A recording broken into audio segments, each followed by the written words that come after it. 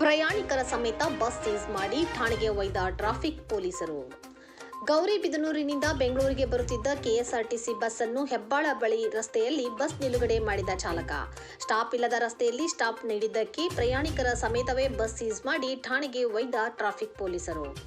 Bus ಒಳಗೆ ಹತ್ತಿದ traffic constable Sanjay bus ಅನ್ನು ನೇರವಾಗಿ ಸ್ಟೇಷನ್ಗೆ ಕೊಂಡೊಯ್ದಿದ್ದಾರೆ. ಸ್ಟಾಪ್ ಇಲ್ಲದ ಕಡೆ ಸ್ಟಾಪ್ ನೀಡಿದ ಕಾರಣಕ್ಕೆ ಬಸ್ ಸೀಸ್ ಮಾಡ್ತಿದ್ದೇವೆ ಎಂದು ಟ್ರಾಫಿಕ್ ಕಾನ್ಸ್ಟೇಬಲ್ ಸಂಜಯ್ ಹೇಳಿದರು. ಪ್ರಯಾಣಿಕರ ಮನವಿಗೂ ಬಗ್ಗದ ಟ್ರಾಫಿಕ್ ಪೊಲೀಸರು. ಉದ್ಯೋಗಿಗಳು, ವಿದ್ಯಾರ್ಥಿಗಳು ಇದ್ದ ಸರ್ಕಾರಿ ಬಸ್. ಪ್ರಯಾಣಿಕರು ನಾವು ಕೆಲಸಗಳಿಗೆ ತುರ್ತಾಗಿ ಹೋಗಬೇಕು ಅಂತ ಮನವಿ ಮಾಡಿ ಬೇಕಾದರೆ ಬಸ್ ನಂಬರ್ ಪಡೆದು ಕೇಸ್ ಹಾಕಿ ಎಂದರೂ ಕೇಳದ ಟ್ರಾಫಿಕ್ ಪೊಲೀಸರ ವರ್ತನೆಗೆ ಪ್ರಯಾಣಿಕರು ತೀವ್ರ ಆಕ್ರೋಶ ವ್ಯಕ್ತಪಡಿಸಿದ್ದಾರೆ.